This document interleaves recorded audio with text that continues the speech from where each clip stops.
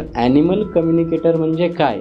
Animal communication म्हणजे त्याचा proper term आहे टेलिपॅथिक ॲनिमल कम्युनिकेशन. म्हणजे आजच्या डेटला हे का गरजेचं असं तुम्हाला? खूप छान प्रश्न आहे. याचंच एक्सप्लेनेशन खूप छान पद्धतीने भगवान श्रीकृष्णांनी गीतेमध्येही दिलेलं आहे. बाय बर्थ ॲनिमल कम्युनिकेटर आणि तुम्ही नव्याने ॲनिमल कम्युनिकेटर कसे बनता किंवा काय हे मला थोडक्यात समजून घ्यायचं. पण मी फ्रँकली सांगते, प्रत्येकजण नाही शिकू शकतो. काय डिफरन्सेस आहेत अशा लोकांमध्ये? काळ्या कलरचे, पांढरे, त्याच्यावर पट्टे वगैरे अशा काही डिस्क्रिप्शन घेत नाही तुम्ही? नाही, गरजच नाही लागत. म्हणजे काही माझ्याकडे केसेस अशा आल्या की त्या पर्टिक्युलरली सांगतात की या एरियामध्येच मला जो बोका हवाय ना तो या एरियामध्येच आहे आणि मला तिथलाच पाहिजे. बापरे. मग मी जेव्हा तुळशीशी बोलले तर तिचं म्हणणं फर्स्ट कंप्लेंट हेच होती की मला ऊन मिळत नाही इथे, मला ऊन पाहिजे, माझी जागा बदलायला सांग. पुढे त्याला तुम्ही कसं ट्रेन करता, म्हणजे काय शिकवता त्यांना? ट्रेन मध्ये कसं आहे की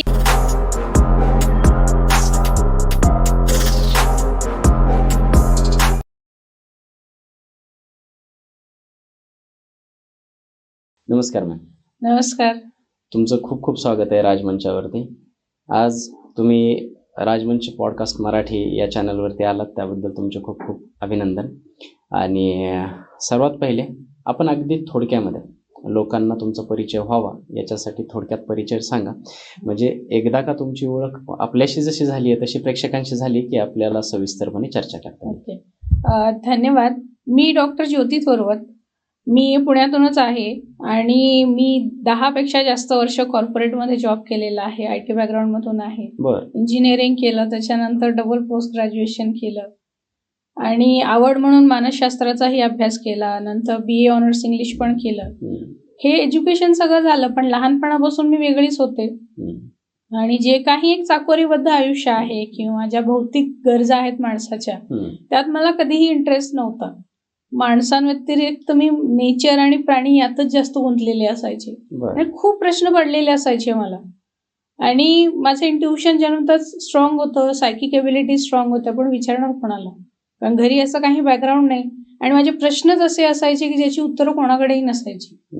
मग मला युनिव्हर्स त्यावेळी मदत करत जायचा. मी प्रश्न विचारायचे, हे असं का आहे, किंवा मला सत्य शोधायची खूप म्हणजे खुमखुमी असायची. हे असं नाहीये, वेगळं काहीतरी आहे, खरं काहीतरी वेगळं आहे, हे शोधण्यासाठी माझी धडपड असायची. आणि मग मोस्टली युनिव्हर्स मला स्वप्नांच्या माध्यमातून ती उत्तरं देत जायचा आणि मी ती स्वप्न डिकोड करत जायची आणि मला अर्थ लागत जायचा आणि मी तसं पुढे पुढे जात होते. पण एक डिस्कम्फर्ट होता. म्हणजे जसं आपल्याला एखादे कम्फर्ट नसणारे कपडे घातल्यानंतर कसं होतं की नाही मी कधी एकदा काढून फेकू, तो एक डिस्कम्फर्ट होता वेगळा, की नाही काहीतरी खूप मोठं मिसिंग आहे, मी चुकीच्या डायरेक्शनला जाते, हे जग माझ्यासाठी नाही. पण नेमकं काय आहे मग, हा पण प्रश्नच होता. आणि आपल्याकडे फार फार तर पत्रिकेची सोय असते की बाबा पत्रिका बघा, त्याच्या व्यतिरिक्त काहीच फॅसिलिटी नाही. आणि एक वेळ अशी आली, हे शोधत शोधत मी खूप पुढे निघून गेले. स्वप्नांच्या माध्यमातून किंवा व्हिजन्स यायचे मला, या सगळ्या गोष्टीतून खूप काही गोष्टी समजत गेल्या आणि नंतर क्लिअर होत गेलं, हे जॉब आणि हे सगळं मी नाही करू शकत. आणि एक पॉइंट असा आला, इमिडिएटली मला क्लिअर झालं की बस हे नाही करायचं मला आणि काय करायचं ते क्लिअर झालं. इमिडिएटली मी जॉब रिझाईन केला, काहीही विचार केला नाही. मला माहित नव्हतं मी पुढे काय करणार आहे किंवा अर्निंग कसं मॅनेज करणार आहे. इमिडिएटली रिझाईन केलं आणि सगळ्या गोष्टींसाठी पूर्णपणे स्वतःला झोकून दिलं. मग त्यात माझ्या झोप, जेवण, कशाचा काहीही पत्ता नव्हता. मग त्यात वेळ किती कसाही निघून जायचा. म्हणजे 24 तासातले जवळपास मी 12 तास मेडिटेशनमध्येच असायचे. सगळं शेड्यूल असं खूप वेगळं विचित्र झालेलं होतं आणि यासाठी पूर्ण युनिव्हर्स मला वेगवेगळ्या प्रकारे मदत सुद्धा करत होता. त्यात प्राणीही येतात, पक्षी किंवा अगदी छोटे छोटे किडे कीटक पण असतात त्याच्यात. आपल्याला ते युजलेस वाटतात पण ते तसे नसतात. या सगळ्या गोष्टी करत करत मी म्हणजे एखादी साधना किंवा सिद्धी मिळवायची असेल किंवा आपल्याला जी एलिजिबिलिटी असते त्याच्यासाठी 12 वर्ष सुरुवातीची द्यावीच लागतात आयुष्याची. पण माझ्याकडून युनिव्हर्सने ते एवढ्या हाय लेवलचं सगळं करून घेतलं, म्हणजे 1.5 वर्षात ते सगळं माझ्याकडून करून घेतलं. जो एक अष्टांग योग जो सांगितलेला आहे त्या प्रकारे 1.5 वर्षात माझ्याकडून एवढ्या हार्ड पद्धतीने सगळी ती प्रोसेस 12 वर्षाची 1.5 वर्षात करून घेतली माझ्याकडून. ऑफकोर्स शरीरावर वगैरे खूप वाईट परिणाम झाले, होतातच ते. नंतर रिकव्हरी होत जाते त्या सगळ्याची. आणि मग तिथून मग मी पूर्णपणे सगळ्या अध्यात्मातच आहे. माझ्यात टॅरो कार्ड आले, वेगवेगळ्या हिलिंग मोडॅलिटी जसं रेकी, लामाफेरा, हुंकरा हलीम आहे, एंजल्स आहेत, शॅमनिक हिलिंग आहे. त्याच्यासोबत नंतर न्यूमरोलॉजी आली, किंवा मग सायकिक रिडिंग्स हा एक वेगळा प्रकार येतो ज्यात कुठलं टूल वापरलं जात नाही. आणि हे सगळं करत असताना मला आकाशिक रेकॉर्ड्स जे फेसबुकवर मला मेसेज आला. आता ते पेज होतं फॉरेनचं कुठलं तरी, आणि त्यांनी मला मेसेज केला की आम्ही फ्री आकाशिक रिडिंग ऑफर करतोय. शिकण्यासाठी नाही, ते माझे रेकॉर्ड्स ओपन करणार होते. मी त्यांना ओळखत पण नाही, कोण आहेत मला काही माहित नाही. बरं, तुम्हाला मेसेज आला? हो. म्हटलं ठीक आहे. मला असंही ते ऑकल्ट आणि गूढ विद्यांमध्ये खूप इंटरेस्ट होता. बरोबर. त्यांनी माझं रिडिंग केलं, आणि तिथे अजून एक मला कळालं की मी ॲनिमल कम्युनिकेटर आहे नॅचरली. आणि तेव्हा मला कळालं की मी लहानपणापासून कम्युनिकेट करते, पण मला माहीत नाही, किंवा त्याला एक प्रॉपर टर्म ॲनिमल कम्युनिकेशन हा आहे हेही मला माहीत नाही. तेव्हा मला कळालं. आणि मग मी परत माझ्या बालपणात गेले, तिथून सगळ्या गोष्टी कनेक्ट करायला लागले की मी कशा प्रकारे कम्युनिकेट करत होते त्यांच्याशी, किंवा मला कसा रिस्पॉन्स मिळत होता. एखादा प्राणी असो, किंवा एखादं झाड असो, किंवा अगदी छोटे छोटे किडे असो, त्यांच्याशी पण मी बोलायचे. मग या गोष्टी मला तेव्हा कळायला आकाशिक रिडिंग मधून की मी ॲनिमल कम्युनिकेटर आहे, आणि मला त्यावर पुन्हा काम करण्याची गरज आहे. बरं, आता आपण थोडक्यात हे करू. आता जसं तुम्हाला कळलं की तुम्ही ॲनिमल कम्युनिकेटर आहात, तुम्ही सांगितलं की मला ही टर्मिनॉलॉजी सुद्धा पहिले माहीत नव्हती की याला ॲनिमल कम्युनिकेटर म्हणतात. मला आणि आपल्या प्रेक्षकांना कदाचित ही टर्मिनॉलॉजी अजूनही माहीत नाही. तर ॲनिमल कम्युनिकेटर म्हणजे काय, त्यांचं काम काय असतं, हे थोडक्यात आता तुम्ही मला सांगा. ओके. ॲनिमल कम्युनिकेशन म्हणजे त्याचा प्रॉपर टर्म आहे टेलिपॅथिक ॲनिमल कम्युनिकेशन, किंवा टेलिपॅथिक नेचर कम्युनिकेशन. टेलिपॅथी म्हणजे काय, आपल्याकडे नॅचरली सर्वांकडे ती निसर्गाने दिलेली आहे.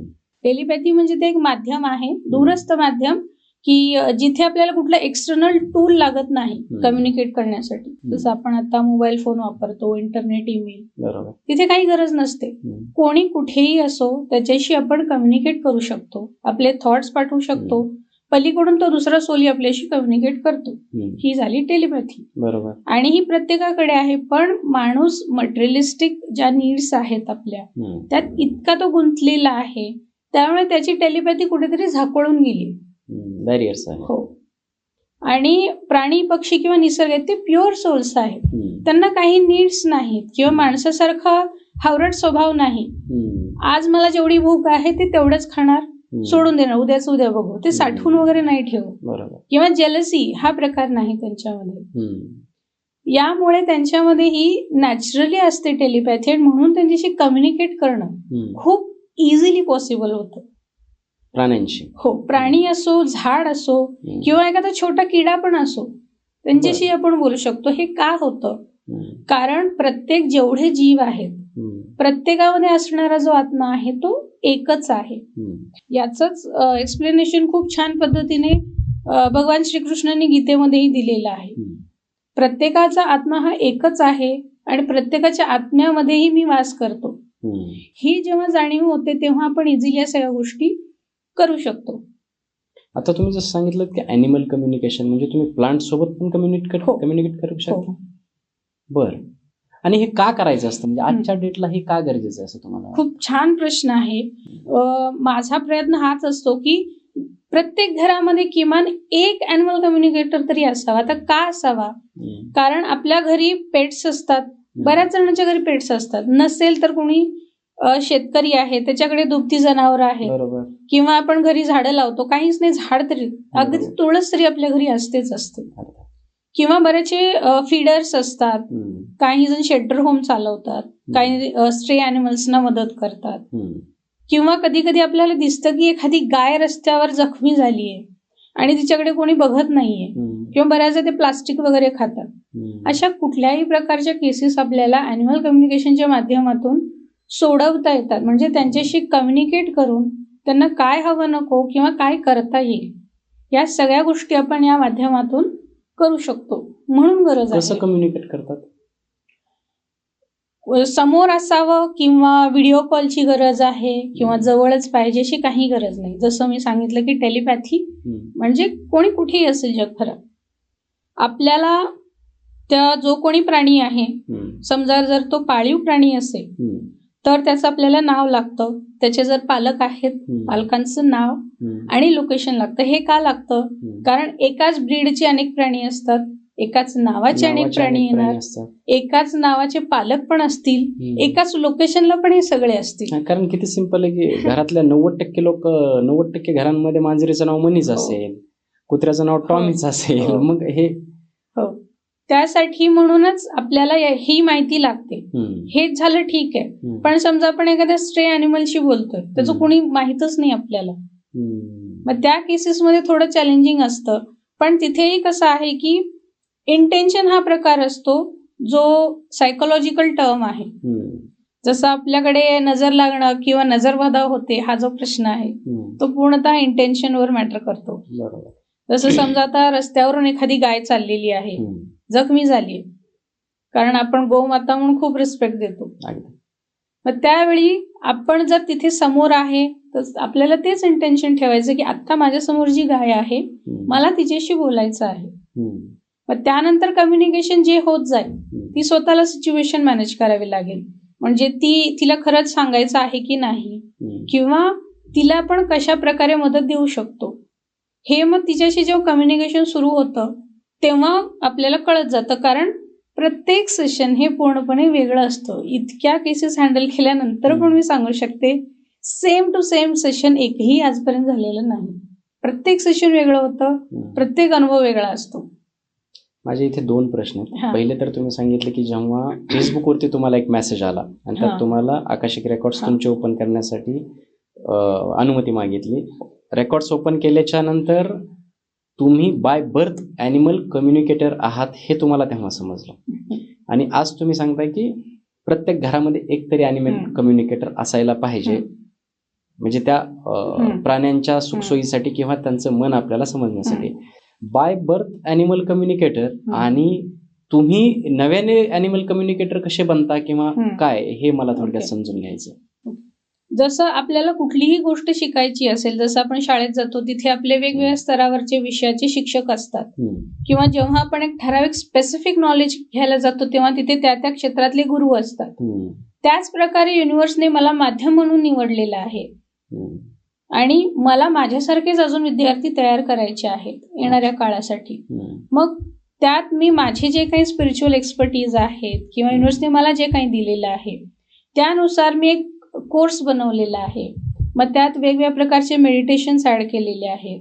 कारण नवीन माणसाला या गोष्टी थोड्याशा अवघड वाटू शकतात. जरी इच्छा आहे, प्रत्येकाला वाटतं की मला बोलता यावं, पण मी फ्रँकली सांगते प्रत्येक जण नाही शिकू शकत. म्हणजे मी जरी कोर्स रन करत असेल, प्रत्येक व्यक्ती नाही शिकू शकत. काय कॅरेक्टरिस्टिक्स असतात की हा व्यक्ती शिकू शकतो, हा व्यक्ती इझिली शिकू शकतो, किंवा ह्याला खूप अवघड जाईल हे शिकण्यासाठी आणि हा शिकूच शकत नाही? काय डिफरन्सेस आहेत अशा लोकांमध्ये? फर्स्ट क्रायटेरिया तर हा आहे की तुम्हाला प्रत्येक प्राण्याविषयी, निसर्गाविषयी ना एक ओढ असली पाहिजे, करुणेची भावना असली पाहिजे. म्हणजे फक्त कुत्रा मांजर सुंदर दिसतो म्हणून मला अॅनिमल कम्युनिकेशन शिकायचं नाही. तुम्हाला म्हैस पण तेवढीच आवडली पाहिजे, तुम्हाला साप पण तेवढाच आवडला पाहिजे, किंवा एखाद्या शेणात राहणारा किडा त्याच्याविषयी तुम्हाला तेवढीच करुणा असली पाहिजे. पहिला क्रायटेरिया हा आहे. आणि एक ओढ पाहिजे की हे सगळे जीव माझ्यासारखेच आहेत, मीही केव्हा तरी हे सगळं काही होतोच, त्या सगळ्यातून पार करूनच मला मनुष्य जन्म मिळालाय आणि मला निसर्गासाठी काहीतरी करायचं आहे, ही भावना ना त्याच्यात आतून असली पाहिजे. ओढ आत्म्यापासून असली पाहिजे.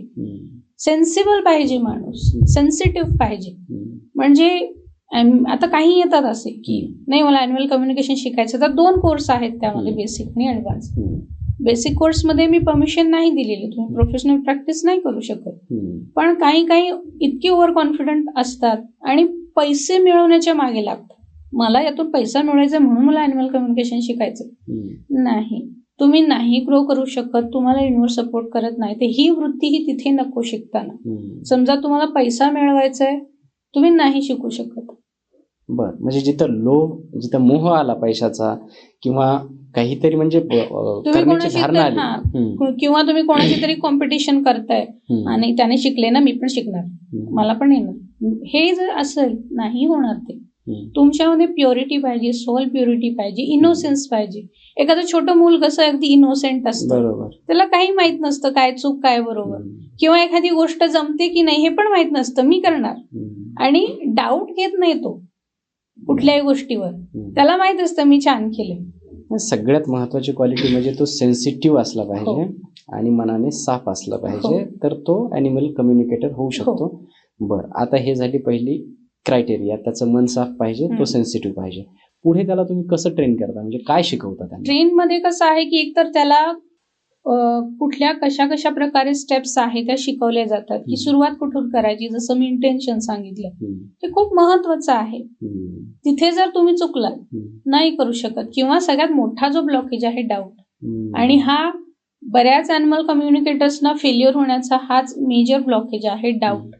प्रत्येक वेळेला प्रश्न पडतो, अरे हे खरंच हे मी म्हणजे प्राण्यानेच सांगितलंय मला की हे माझेच थॉट्स आहेत, मी माझ्याशीच कम्युनिकेट करते का, हा डाऊट घेणं आहे. आणि ही डाऊटची एनर्जी प्रत्येक माणसामध्ये असतेच असते. हा ब्लॉकेज आधी काढून टाकला जातो. दुसरी गोष्ट, आपले 5 सेन्सेस आहेत. स्पिरिच्युअलिटीमध्ये अजून सेन्सेस येतात आणि ते सगळे डॉमिनंट नसतात. जसं की प्रत्येक माणसाला स्वप्न पडत नाहीत, आणि पडले तरी प्रत्येक माणसाला लक्षातही राहत नाहीत. काही जणांना लक्षात राहतात, काही जणांना स्वप्नांचा थोडासा भाग लक्षात राहतो, आणि काही जणांना अगदी व्यवस्थित लक्षात राहतं, अगदी म्हणजे तिथे कलर काय होते, चेहऱ्यावरचे एक्सप्रेशन्स काय, हे सगळं लक्षात राहतं. हा झाला व्हिज्युअलेटरी सेन्स आहे तुमचा. काही जणांना अभ्यास करताना, काम करताना म्युझिक ऐकण्याची सवय असते, ते ऑडिटरी असतात, त्यांना सगळे मेसेज मग आवाजाच्या माध्यमातून त्यांच्याकडे येतात. मग असे जे आपले 5 सेन्सेस आहेत, हे एक लेवलला ऍक्टिव्ह करण्यासाठी मी स्वतः काही मेडिटेशन्स डेव्हलप केलेले आहेत. सायकोलॉजिकल आणि स्पिरिच्युअल टेक्निक्स असे दोन्ही कंबाईन करून ते मेडिटेशन बनवलेले आहेत, जे की पूर्णतः माझे आहेत. मग ते मेडिटेशन त्यांच्याकडून करून घेतले जातात.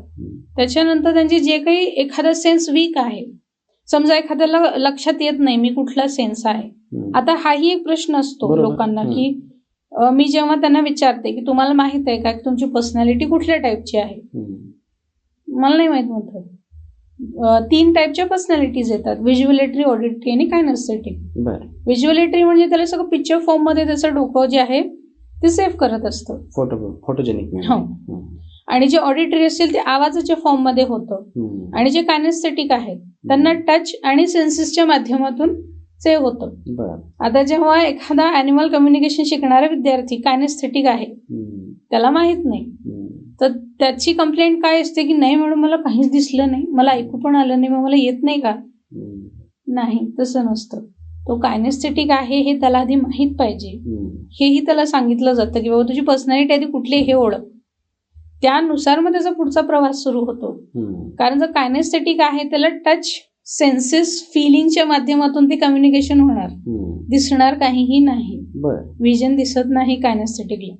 मग हे असं सगळं होऊ नये म्हणून ते सेन्सेसचं मेडिटेशन ठेवलेलं आहे की प्रत्येकाचे सगळे सेन्सेस बॅलन्स व्हावे, सगळ्या माध्यमातून त्याला उत्तरं मिळत जावी कम्युनिकेशन करताना. आणि याच्यासोबत अजून 2 अजून वेगळे मेडिटेशन सुद्धा मी दिलेले आहेत, कारण इथे ग्राउंडिंग सुद्धा महत्वाचं असतं. जसं आपण इंजिनिअरिंग मध्ये जे इंजिनिअरिंग जे असतील, माझं सुद्धा इंजिनिअरिंग झालंय, तर जे लोक इंजिनिअरिंग मधले असतील त्यांना माहित असतं की एक कनेक्शन आपल्याला अर्थिंगसाठी, ग्राउंडिंगसाठी द्यावं लागतं. हे आर्टिफिशियल गोष्टीसाठी आपण नक्की करतो, पण स्वतःच्या बाबतीत कधीच करत नाही. स्वतःची एनर्जी पण रोजच्या रोज ग्राउंड करावी लागते. हा पण एक मेजर ब्लॉकेज असतो. आणि हे फक्त ॲनिमल कम्युनिकेटर म्हणून नाही, तर आपण नॉर्मल आयुष्य जगताना सुद्धा ग्राउंडिंग खूप गरजेचं आहे. आता जे काही मेंटल स्ट्रेस येतो किंवा ब्रेन स्ट्रोक्स येतात, हार्ट अटॅक येतात, हे त्याच्यामुळेच आहे, कारण आपण ग्राउंडिंग करत नाही. मग अशा खूप वेगवेगळ्या गोष्टी करून घेतल्या जातात स्टुडंट्स कडून. आणि ऑफलाईन मध्ये सेकंड डे पासून कॉन्फिडेंटली स्टुडंट कम्युनिकेट करायला शिकतो. डे सेकंड पासून. हो. आणि किती दिवसाचा कोर्स असतो हा तुमचा? ऑफलाईन जो आहे तो 3 दिवसांचा आहे. हम्म. 3 दिवस म्हणजे पण कसं आहे की सकाळी 7 वाजता सुरू होतो तर रात्री 11 वाजेपर्यंत चालू असतो. बरं. कारण प्रत्येकाला प्रत्येक प्रॅक्टिस करावीच लागते तिथे, हम्म. म्हणून लवकर शिकतात ऑफलाईन मध्ये. अच्छा. आणि ठिकाण पण समजा जसं की आता आपण शाळेत असताना अभ्यास व्यवस्थित करतो, पण तेवढा अभ्यास घरी करत नाही. इकडे जरा लक्ष जाणार, तिकडे काहीतरी आवाज येतोय, टीव्ही लागलाय, कोणीतरी बोलवलंय, जेवणाचा वास येतोय, हे असे प्रकार होत नाहीत. तिथे तुम्हाला पूर्ण लक्ष शिकण्यावरच द्यायचं आहे. ते ठिकाण पण असं असतं की तिथे आसपास भरपूर चांगला निसर्ग आहे, तुम्हाला गाड्यांचे हॉर्न ऐकू येणार नाही, प्रदूषण नाही, अगदी स्विमिंग पूल मध्ये सुद्धा नॅचरल वॉटर आहे. त्यामुळे तुम्हाला प्रत्येक जे 5 पंचतत्व आहेत त्यांच्या माध्यमातून तुमचं हिलिंग सुद्धा केलं जातं तिथे, म्हणून माणूस ऑफलाईन मध्ये लवकर शिकतो. बरं. मला माझा अजून एक प्रश्न आहे की तुम्ही हे किती दिवसापासून करता? मला 5 वर्षापेक्षा जास्त झाली, म्हणजे प्रोफेशनली 5 वर्षापेक्षा जास्त झाले मला हे सुरू करून. आणि तुम्ही कोणाकडून शिकलात हे?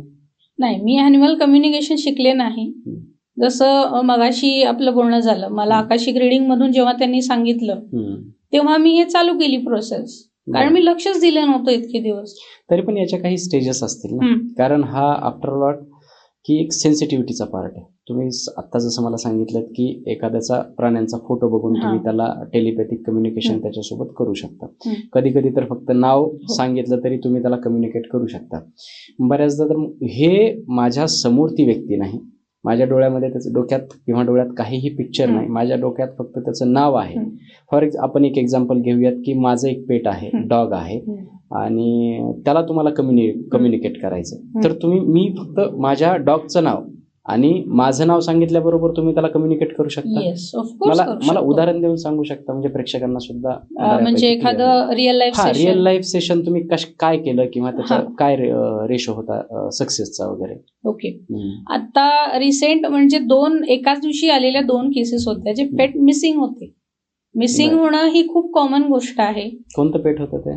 दोन्हीही मांजर होते. बरं. आता एका केसमध्ये फिमेल होती आणि एक मेल होता. तर आता जी फिमेल आहे मी तिचं सांगते तुम्हाला. ती पर्शियन कॅट होती, आणि पर्शियन कॅट खूप म्हणजे नाजूक असतात, ते त्यांची खूप काळजी घ्यावी लागते. इतर आपल्या इंडियन कॅट सारखे ते तेवढे फाईट करू शकतील किंवा कुठे चढू शकतील त्यांना नाही जमत. मग अशीच एकदा ती कॅट 1.5 वर्षाची आय थिंक होती, ती अचानक गार्डन मधून कुठे गेली. घरच्यांनी शोधलं, तिचा खाऊचा डबा वगैरे वाजवला, आलीच नाही. त्यांनी मला एकदा कम्युनिकेट केलं होतं की माझी मांजरी हरवली आहे आणि बोलायचं होतं. मग मी जेव्हा मिसिंग पेटच्या केसेस माझ्याकडे येतात, कम्युनिकेट केलं तुम्हाला त्यांनी? माध्यम? मला त्यांनी कॉल केला होता. सोशल मीडियावरती जे काही कॉन्टॅक्ट डिटेल्स आहेत, सोशल मीडिया हँडल्स, त्या माध्यमातून त्यांनी कॉन्टॅक्ट केला. त्या नागपूरच्या होत्या. त्यांनी सांगितलं मला की माझी कॅट मिसिंग झाली. तर मिसिंग पेटची केस जेव्हा माझ्याकडे येते तर मी डिरेक्टली कम्युनिकेट कधीच करत नाही. त्यांना आधी काही सजेशन्स देते मी, कारण बऱ्याचदा माझ्याकडे केसेस ज्या येतात त्यातून मला आतापर्यंत कळालं की बऱ्याच वेळेला कम्युनिकेशनची गरज नसते. म्हणजे बऱ्याचदा पेट तिथेच कुठेतरी जवळपास असतो आणि बऱ्याचदा रुसून वगैरे गेलेला असतो, रागावलेला असतो. त्याला बोलावलं, त्याला खाऊ वगैरे दिला किंवा थोडंफार त्याला प्रेमाने बोलवलं, तो येऊन जातो. किंवा कधी कधी घाबरून गेलेले असतात, कुठेतरी लपलेले असतात.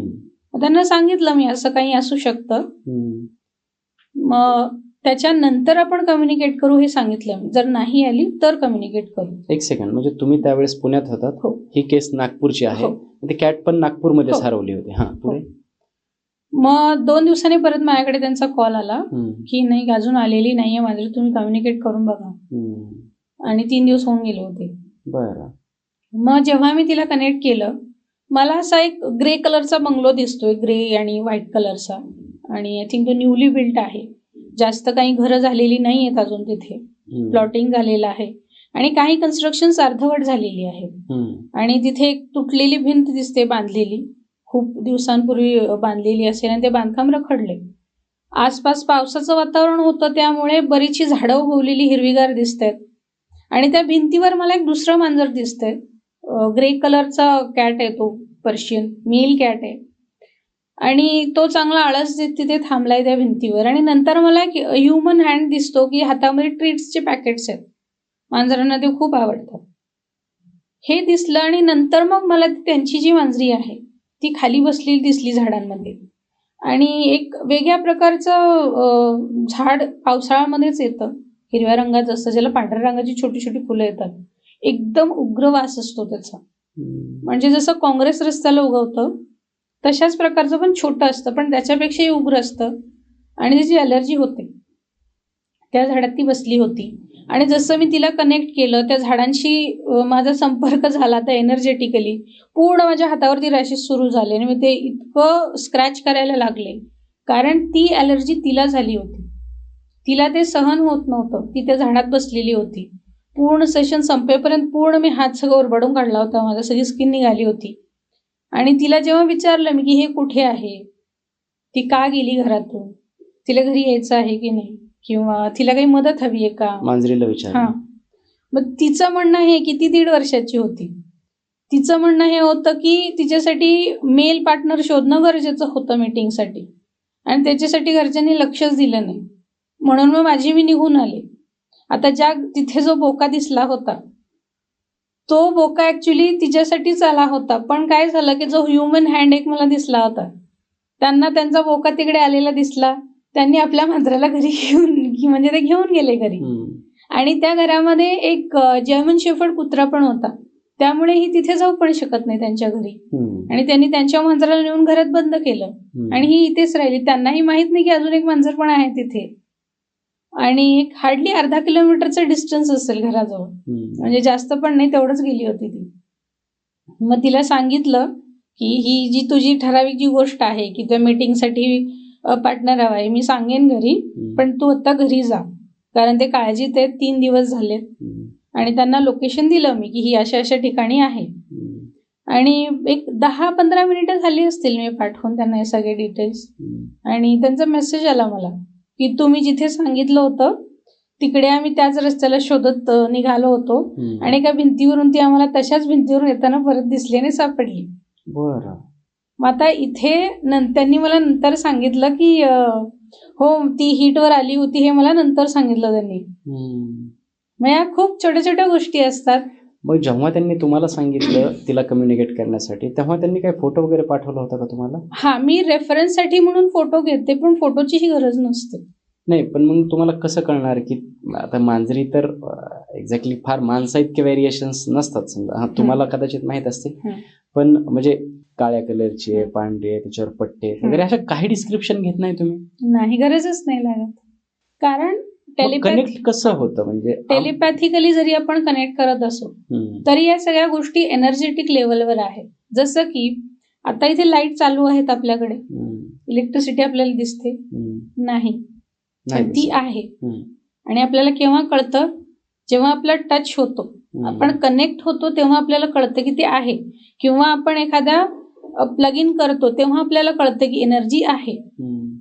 त्याच प्रकारे या सगळ्या गोष्टी एनर्जेटिक लेवलवर होतात. एक सोल दुसऱ्या सोलशी एनर्जेटिकली आरामात कनेक्ट होऊ शकतो. नाही, माझं म्हणणं हेच आहे की आता मांजरीला कनेक्ट करायचंय, अमुक एक मांजरीला, जसं तुम्ही सांगितलं की तिथे बऱ्याच मांजरी पण होत्या, बाकी पण, मग तुम्ही पर्टिक्युलरली त्या मांजरीशी कनेक्ट, तेही पुण्यात बसून नागपूरला, हे थोडंसं जरा प्रोसेस, कारण प्रेक्षकांना हा प्रश्न पडणार आहे, म्हणजे मला जसा पडतोय तसं, कारण तेही ऐकतायत, समजून घेण्यासाठीच आपले हा पॉडकास्ट बघतायत, तर कसं, म्हणजे की मला ते थोडक्यात उत्तर हवंय आपल्याला. आपण हे सुरुवातीलाच ठरवलेलं असतं की मला फक्त त्याच मांजरीशी बोलायचंय. आसपास किती दुसरे सेम तिच्याच रंगाचे जरी असतील, तिच्याच वयाची किंवा त्याच नावाचे जरी असतील, तरी नाही कनेक्ट होणार आपण. एका वेळी आपण एकाच पेटला कनेक्ट होतो, जे सुरुवातीला आपण कनेक्ट केलंय. बरं. मल्टिपल नाही करू शकत. आणि हे पण फार इंटरेस्टिंग आहे ना की तुम्ही जेव्हा तिला विचारलं, तिने इतकी कारण मीमांसा देऊन सांगितलं की हीट वरती आल्यानंतर तिला मेटसाठी पार्टनर पाहिजे होता, आणि त्याच्यानंतर हे याच्या पुढे जाऊन खूप सारे एक्सपिरियन्स असतील याच्या पुढे जाऊन या बाबतीत खूप म्हणजे चॉईस असतात. स्पेसिफिकली कॅट्सच्या बाबतीत त्या खूप पर्टिक्युलर असतात. म्हणजे काही माझ्याकडे केसेस अशा आल्या की त्या पर्टिक्युलरली सांगतात की या एरियामध्येच मला जो बोका हवाय ना, तो या एरियामध्येच आहे आणि मला तिथलाच पाहिजे. बापरे. आणि त्यांचे पेरेंट्सचं मी खरंच कौतुक करत असते की तेही जातात शोधायला त्या एरियामध्ये. जे समजा जसं की आता एखादं लोकेशन त्यांनी दिलं, सांगितलं कोथरूडमध्ये आहे बोका, कोथरूडमध्ये जाणार, हम्म. तिथे शोधणार ब्रीडर्सकडे, हम्म. तिथे बोका आहे का. आणि हे तिथून- कोण सांगतं, म्हणजे तुमच्या मार्फत तुम्ही हा, मी पेरेंट्सना सांगते. बरं, फार डिमांडिंग असतात मग कॅट्स पण. कॅट्स खूप पर्टिक्युलर असतात, फिमेल कॅट्स, आणि त्या खूप म्हणजे स्वतःच्या बाबतीत इतक्या पर्टिक्युलर असतात, प्रत्येक डिसिजनच्या बाबतीत त्यांना नाही आवडत.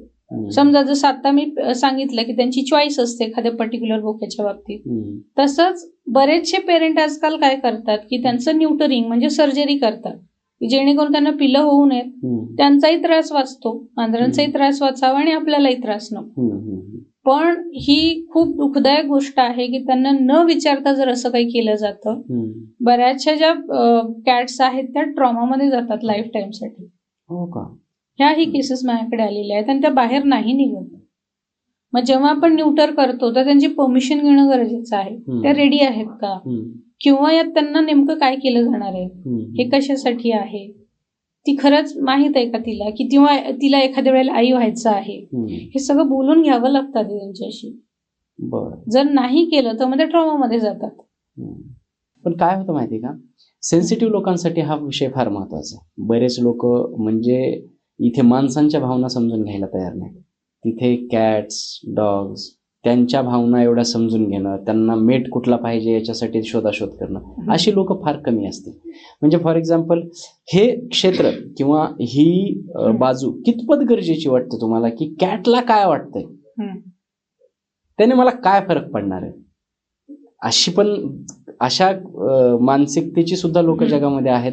तर मला काही जास्त फरक नाही पडणार त्या कॅटला काय वाटतंय किंवा आपण प्राण्यांची भावना समजून घेणं हा विषय मला वाटतं आता तुम्ही बोलताय तेव्हा ते मला महत्वाचं वाटायला लागलं. नाही तर अद्यापपर्यंत काय होतं की कॅट डॉग आपल्या घरी पाळलेली जनावरं, गावची दुभती जनावरं, यांना फक्त आपण त्या पर्टिक्युलर कॅट ही खेळण्यासाठी असते, कुत्रा घराचं रक्षण करण्यासाठी असतो, गावची दुभती जनावरं आपल्याला दूध देण्यासाठी असतात, इतकंच विचार मला वाटतं मोस्ट ऑफ द लोकांच्या मनामध्ये तो असेल. मग हे का महत्वाचं आहे, हे सगळं जाणून घेणं, त्यांच्या भावना जाणून घेणं किंवा त्यांना घरातल्या एखाद्या सदस्यासारखं जपणं का वाटतं तुम्हाला, हे का गरजेचं आहे? कारण निसर्गातला प्रत्येक जीव हा एकमेकांशी जोडलेला आहे, सगळे एकमेकावर डिपेंडंट आहे. जसं आपण लहानपणी अन्न साखळी शिकलेलो आहोत, ती अन्न साखळीशी आपण सगळे कनेक्टेड आहोत. माणूस ही त्या अन्न साखळीतलाच एक भाग आहे. एक जरी त्यातला मधला कुठला एलिमेंट गायब झाला, ती अन्न साखळी तुटते. जसं की एका मांजरीशी मी कम्युनिकेट करत होते न्यूटरिंगच्या बाबतीत, स्ट्रे होती ती. पण खरंच लोकांचं मी कौतुक करते, म्हणजे स्वतः एवढ्या फायनान्शियल कंडिशन मध्ये वीक असतात, पण त्यावेळी सुद्धा ते कम्युनिकेशनचं सेशन घेतात, की खरंच त्या मांजरीला हे माहित आहे का, करणारे आपण योग्य आहे का. तर तिला मी हे सांगितलं की हे का करतोय आपण, की तिलाही त्रास होऊ नये, वारंवार ते प्रत्येक वेळेला ती पिलं होणार, ती पिलं सांभाळा, तिला ते चॅलेंजिंग लाईफ जगा, कोणी दगड मारतं, कुत्रे येतात. तर ती म्हणाली की नाही करायचं मला. तिचं म्हणणं हे होतं की तुम्ही असंच प्रत्येक मांजरीला किंवा कुत्र्याला तुम्ही न्यूटर करत राहिला तर आमची संख्या खूप घटेल, संख्या कमी होईल, आणि जेवढी आमची संख्येची पृथ्वीवर गरज आहे ती गरज पूर्ण होणार नाही, आणि आम्ही शिकार करणारे प्राणी आहोत, त्या अनुषंगाने बाकीचे जे प्राणी आहेत, उंदीर किंवा इतर जे काही त्यांचं खाद्य आहे, बरोबर, त्यांचं प्रमाण वाढत जाईल आणि सगळी अन्न साखळी बिघडेल, त्यांचा त्रास माणसाला होत जाणार, माणूस मग काहीतरी औषध टाकेल, त्या प्रकारचं औषध खाऊन ते मरेल, त्याच्यासोबत दुसरे प्राणी अजून दुखावले जातील, ज्या जमिनीवर टाकलं जाते ती जमीन दूषित होईल. अशा सगळ्या प्रकारे येऊन ते पुन्हा येऊन माणसावरच थांबेल, सगळ्या गोष्टीचा परिणाम माणसावर होईल. आणि तुम्हाला वाटतं की खूप मांजरांना पिलं होतात किंवा इकडे तिकडे खूप पिलं दिसतात, पण नाही बोलले ते. आमचा जो सर्व्हायव्हल रेशो आहे तो खूप कमी आहे. म्हणजे समजा एखाद्या वेळी 4 पिलं झाली तर मुश्किलीने एखादं जगतं, आणि ते पण मोठं होईल की नाही माहित नाही, काही ना काही कारणाने ते दगावतात. त्यामुळे तो जो रेशो आहे खूप कमी आहे. त्यामुळे पृथ्वीचं जे काही संतुलन बनवलेलं आहे ते ऑलरेडी बिघडलंय, पण अजून बिघडत जाईल. कारण जी नैसर्गिक पद्धती निसर्गाने दिलेली आहे किडे कीटक मारण्यासाठी, पण जर आपण ते नैसर्गिक काढून घेतो तर माणसाला आर्टिफिशियल काहीतरी आणावं लागेल, आणि त्याचे दुष्परिणाम माणसालाच होणार. मग ते औषध असेल, काही मशीन असेल किंवा जरी समजा आपण एखादा उंदीर पकडणारा ट्रॅप लावला, ट्रॅप मध्ये उंदीर मरतो, ते असंच कुठेही टाकून देणार, त्या वासाने आपल्यालाच त्रास होणार आहे. त्याच्यावर वेगवेगळे अजून परजीवी तयार होतात, आजार त्याच्याने अजून पसरतात. हा इथपर्यंतचा विचार ती मांजरी करते, ज्याचा आपण विचार करू शकत नाही. मगाशी तुम्ही बोलताना बोललात की हे पर्टिक्युलर असतात मांजरी वगैरे, हे झालं मांजरीचं. म्हणजे ॲनिमल कम्युनिकेशन करताना तुम्हाला असा एकदम वर्स्ट अनुभव की त्यांची ही डिमांड होती किंवा असं वेगळं काहीतरी, मला एकदम जगावेगळं काहीतरी त्याच्याकडून, त्या प्राण्याकडून किंवा एखाद्या झाडाकडून ऐकायला मिळालं, असं काही एखादं उदाहरण? नाही, असं ते नाही डिमांड करत की जे माणूस त्यांच्यासाठी करू शकणार नाही असं ते करत नाहीत. का करत नाहीत? कारण आपल्यापेक्षा त्यांचा जो कॉन्शियसनेस आहे तो खूप हाय लेवलचा असतो. ज्या गोष्टी आपल्याला माहिती नाहीत त्या सगळ्या गोष्टी त्यांना ऑलरेडी माहीत असतात. म्हणजे एखाद्या 5 वर्षाच्या मुलाकडे जेवढी समज असते आणि एखाद्या 60 वर्षाच्या व्यक्तीची कशी समज असते, केवढा डिफरन्स असतो. बरोबर. तसा डिफरन्स आपल्याला पाहायला मिळतो प्राण्यांमध्ये. म्हणजे माणसांपेक्षा एवढा जास्त कॉन्शियसनेस त्यांचा जागा झाला, कारण ते अवेअर असतात. त्यांना माहित असतं की माझं आयुष्य इथपर्यंत आहे, या जन्मात मला काय काम करायचं आहे आणि माझं शरीर कधी सोडायचं. असं बोललं जातं की माणसाची सुद्धा कॉन्शियसनेस खूप हायर लेवलला आहे, परंतु माणूस गुंतलेला आहे बाकीच्या जगामध्ये, मोहमायेमध्ये, कमाई करण्यामध्ये, साठवून ठेवण्यामध्ये. त्याच्यामुळे तो कॉन्शियसली नेचर सोबत कनेक्ट त्या रिअल मध्ये होत नाही. त्याच्यामुळे कॉन्शियसनेस मरत चाललाय माणसाचा, असं बोललं जातं. ॲनिमल कम्युनिकेशन करून जर एवढ्या गोष्टी कळत असतील तर असं सांगितलं जातं की पडणारा पाऊस, येणारा भूकंप, सुनामी, हे प्राण्यांना पूर्वीच कळतं की, म्हणजे कारण त्यांचा कॉन्शियसनेस तेवढा आहे नेचर सोबत. तर मग ॲनिमल कम्युनिकेशनची थोडी लेवल वाढून किंवा त्याच्यामध्ये थोडेसे अपग्रेडेशन करून असं काही होऊ शकतं का की भूकंपाची येण्याआधीची काही माहिती आपल्याला मिळू शकते का, किंवा सुनामी वगैरेची माहिती मिळू शकते का? असं काही होऊ शकतं का? होऊ शकतं, पण म्हणजे फक्त ॲनिमल कम्युनिकेशनच्याच बाबतीत असं नाही, इव्हन माणूसही ते जाणून घेऊ शकतो. म्हणजे कुठल्याही वेधशाळे व्यतिरिक्त. आता हा इतरांना, बऱ्याच जणांना प्रश्न पडणारा, म्हणजे न पडणारा मुद्दा असू शकतो, कारण वेधशाळेचे जे काही अंदाज असतात ते बऱ्याचदा चुकतात. पण काय होतं की जेव्हा आपण प्राण्याशी काही माहिती विचारतो आणि समजा त्याला जर ती माहिती शेअर करण्याची परमिशन नाही तर तो सांगतो मी सांगू शकत नाही, प्राणी सांगतो. हो. मग हे तशाच प्रकारचं, जर तुम्ही फ्युचर मधल्या काही घटना ज्या आहेत जाणून घेण्याचा प्रयत्न करताय तर ती गोष्ट बऱ्याचदा टाळली जाते.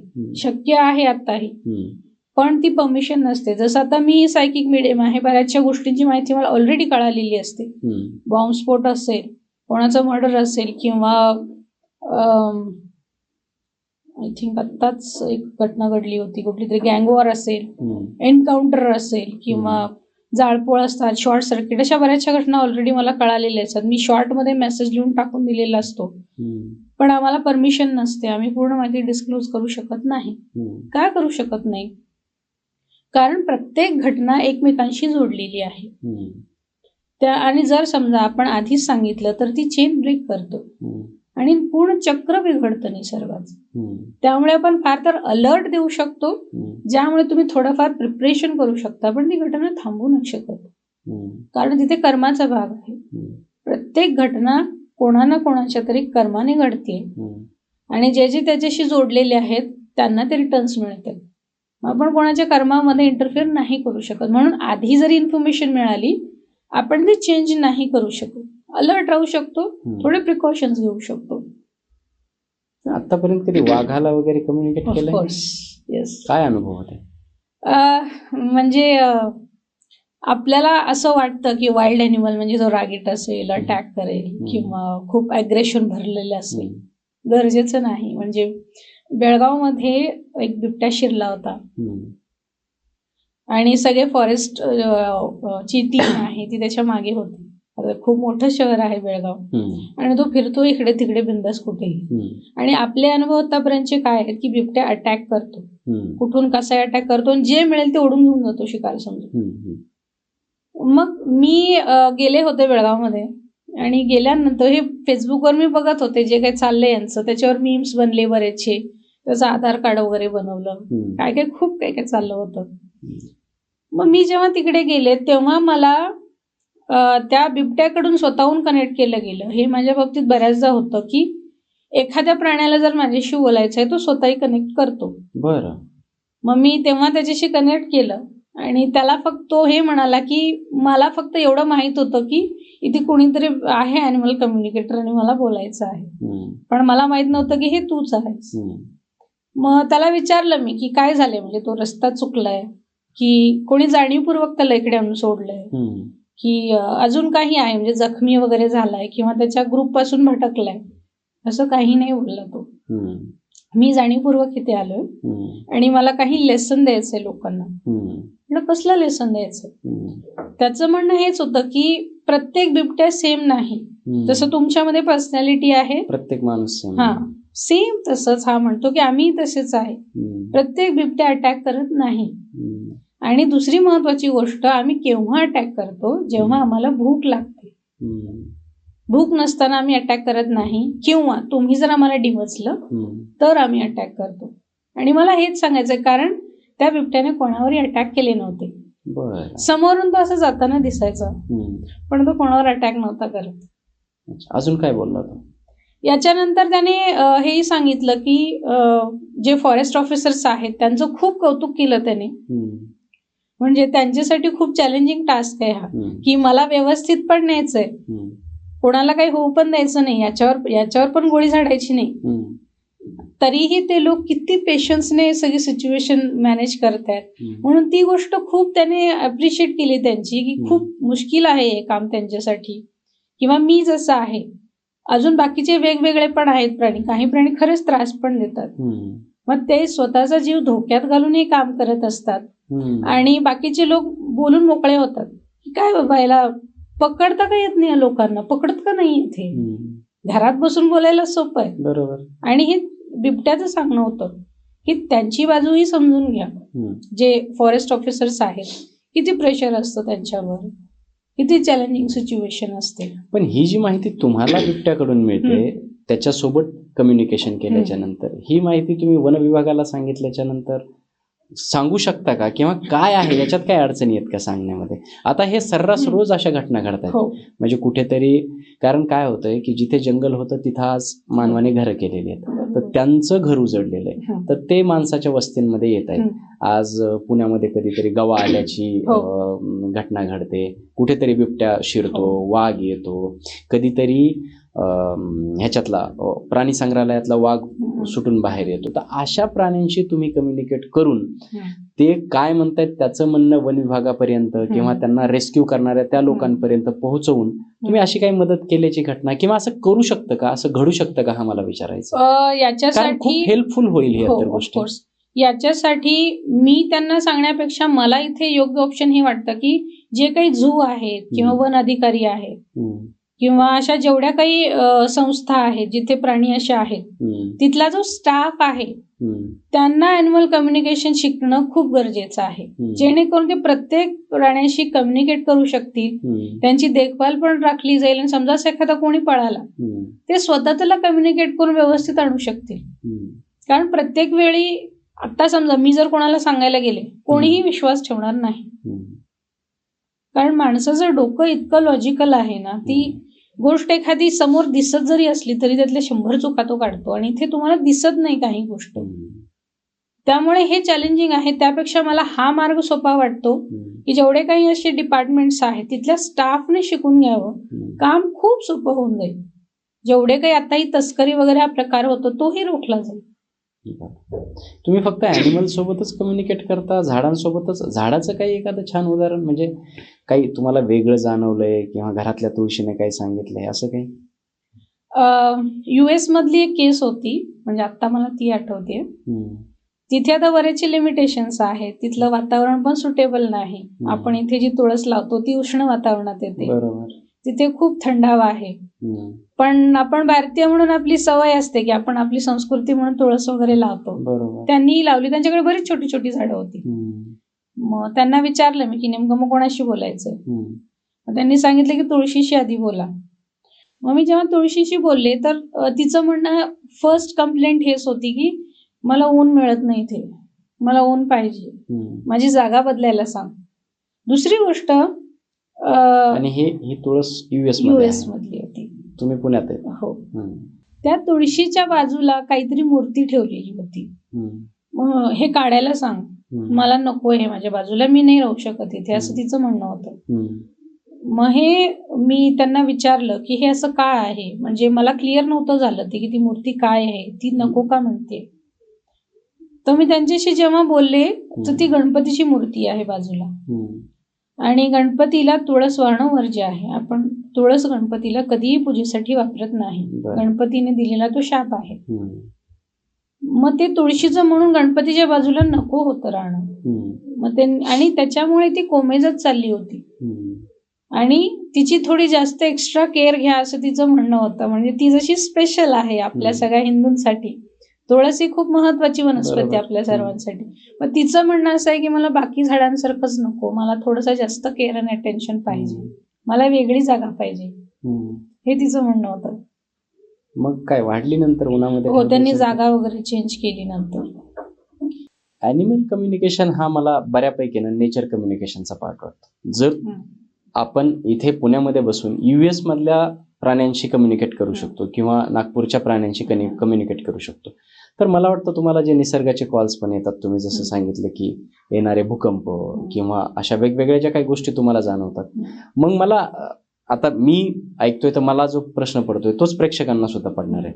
आता फॉर एक्झाम्पल कोरोनासारखा एक जागतिक महामारी आली किंवा कुठे बॉम्बस्फोट होणार आहे, कुठे भूकंप होणार आहे, असे जर इंट्युजन्स किंवा कॉल्स तुम्हाला त्या घटनेच्या अगोदर येत आहेत समजा, तर ते तुम्ही इतरांना सांगून, किंवा आता तुम्ही जसे आहात तसे मला वाटतं बरीच लोक असतील जगामध्ये ज्यांना बाय बर्थ किंवा गॉड गिफ्ट आहे हे, की त्यांना समजतं. तर वांगाची भविष्यवाणी, तो वांगा बाबा, ते बऱ्याच अशा त्या नोंदवून ठेवलेल्या आहेत. तसं जर तुम्हाला समजत असेल आणि तुम्ही कोणाला सांगण्याचा प्रयत्न केलात का कधी, तुम्हाला ती सांगण्याची परमिशन आहे का, आणि ते सांगितलं तर मात्र म्हणजे जगाचं कल्याण होणार आहे. ते अंडरलाईन किंवा नोटिसेबल गोष्ट आहे की घटना तुम्ही बदलू शकत नाही, कारण हे जे सृष्टीचं चक्र आहे ते चक्र चाललेलं तुम्ही बदलू शकत नाही. पण मी त्या गोष्टीसाठी तयार होऊ शकतो का, किंवा राहू शकतो का, किंवा जेवढी हानी होणार आहे तेवढी कमी होऊन जाईल? काय वाटतं तुम्हाला याच्याबद्दल? याच्याबद्दल मी हे सांगेन की जसं मला वेगवेगळे मेसेजेस येत असतात वेगवेगळ्या माध्यमातून, जसं कधी विजन्स असतील, कधी ड्रीम्स असेल, वेगवेगळ्या प्रकारे मेसेजेस माझ्याकडे येत असतात. युनिव्हर्स तुम्हाला ते मेसेज देते, कारण मी मीडियम आहे. म्हणजे आमचे जसं एखाद्या डिपार्टमेंटसाठी एखादी व्यक्ती अथॉराइज आहे, जसं डॉक्टर हा कोणावरही ट्रीटमेंट करण्यासाठी अथॉराइज्ड व्यक्ती आहे, बरोबर, त्याच्या व्यतिरिक्त तिथे इंजिनियर नाही कोणाला ट्रीट करू शकत. तशाच प्रकारे आम्ही एक अथॉराइज पर्सन आहे की ज्याच्याकडे तुम्हाला ती इन्फॉर्मेशन दिली जाते, आणि प्रत्येकच अशा स्पिरिच्युअल माणसाकडे ती इन्फॉर्मेशन दिली जात नाही, हेही तितकंच सत्य आहे. कारण तुम्हाला सत्य कळालं की ठराविक वेळेमध्ये अशा प्रकारच्या काही घटना घडणार आहेत, तर त्या प्रत्येक घटनेमागे काही लिमिटेशन्स आहेत की तुम्ही कुठवर शेअर करू शकता, किंवा एखादी गोष्ट डिरेक्टली सांगू शकता की नाही, किंवा एखाद्या गोष्टीला इनडिरेक्टली तुम्हाला मोल्ड करून सांगावं लागतं. हे त्या व्यक्तीमध्ये तेवढी कॅपेबिलिटी असणं गरजेचं आहे. हे तुम्हाला जमलं पाहिजे, त्याच व्यक्तीकडे मेसेज येणार. कारण जसं मगाशी पण मी सांगितलं की अन्न साखळीचा आपण भाग आहोत. आपण जर ऍज इट इज सांगितलं तर ते चक्र बिघडून जाईल. समजा जसं मला एखाद्याचा ऍक्सिडेंट होणार आहे हे दिसलं, आणि मी त्याला सांगितलं कारण मला वाटतं त्याचा ऍक्सिडेंट होऊ नये, बरोबर, त्याला सांगितलं मी, तू बाबा जाऊ नको, तुझा ऍक्सिडेंट होणार आहे. पण ते त्याच्या कर्मात इंटरफिअर केल्यासारखं आहे. कशा प्रकारे? तर त्याचा ऍक्सिडेंट का होणार आहे? एक तर त्याचं काहीतरी कर्म आहे, बरोबर, प्रिव्हियस काहीतरी बर्थ मधलं, ज्याने त्याला काहीतरी हर्ट होणार आहे.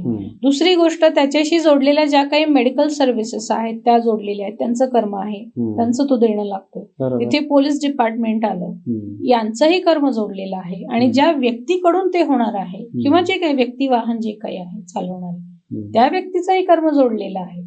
अशा प्रत्येकांचं कर्म जोडलेलं असतं. आणि समजा मी जर आधीच सांगितलं की बाबा तू जाऊ नको, त्यानंतर ज्या काही घटना घडणार आहेत मेडिकलशी जोडलेल्या, मेडिकल फील्डशी जोडलेल्या, पोलीस डिपार्टमेंट, सर्वांचं कर्म त्या घटनेशी जोडलेलं आहे, सगळंच डिस्टर्ब होऊन जाईल, म्हणजे सायकल डिस्टर्ब होऊ शकते. म्हणून एक लिमिट पर्यंत आपण शेअर करू शकतो किंवा अलर्ट देऊ शकतो, हा बाबा हे असं होऊ शकतं. मग ऍक्सिडेंटचं जे प्रमाण आहे त्याची सिव्हिरिटी कमी होऊ शकते, असं होऊ शकतं किंवा प्रिपेअर होऊ शकतो आपण त्या गोष्टीसाठी. खूप छान सांगितलं ना.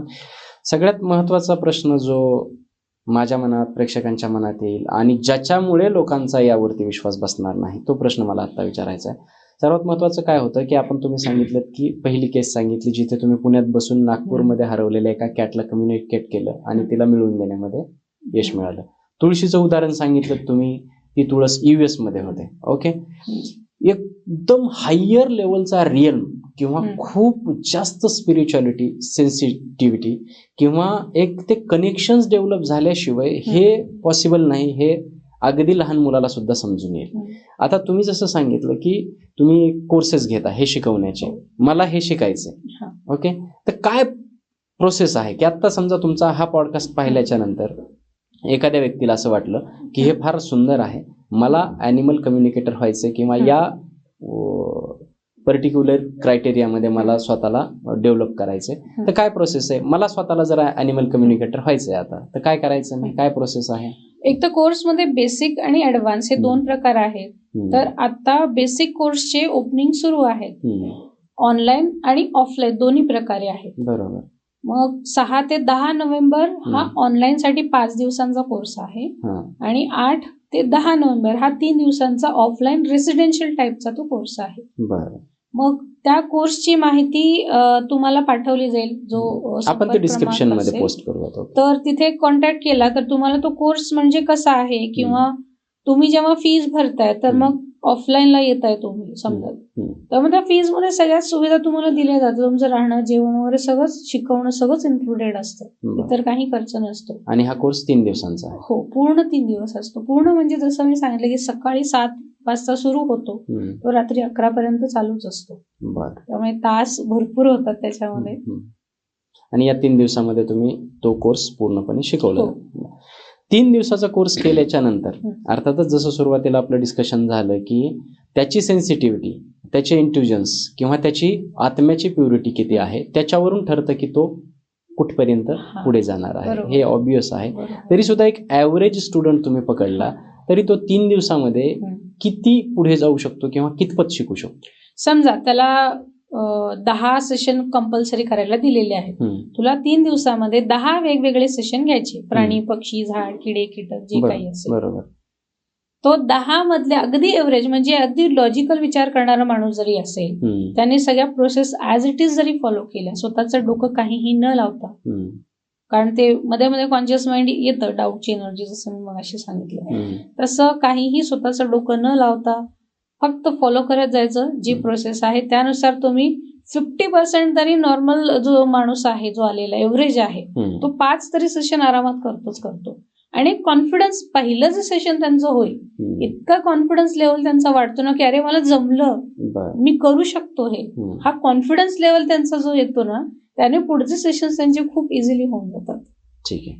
तर अशा पद्धतीनं जो काही कोर्स मॅमचा होणार आहे ॲनिमल कम्युनिकेशनसाठीचा, तो कोर्सची त्याची संपूर्ण माहिती आपण डिस्क्रिप्शनमध्ये देणार आहोत. ज्यांना कोणाला त्याला अपिअर करायचं असेल ते तिथे करू शकता. आणि ॲनिमल कम्युनिकेशन हे अगदी वेगळ्या कॅटेगरीचं आणि अत्यंत महत्त्वपूर्णचं अशा पद्धतीचं ही जी काही फॅकल्टी ती तुम्ही शिकू शकता. आणि मॅम, तुम्हाला याच्याबद्दल काही सांगायचं असेल तर पुढे तुम्ही ते कोट करू शकता.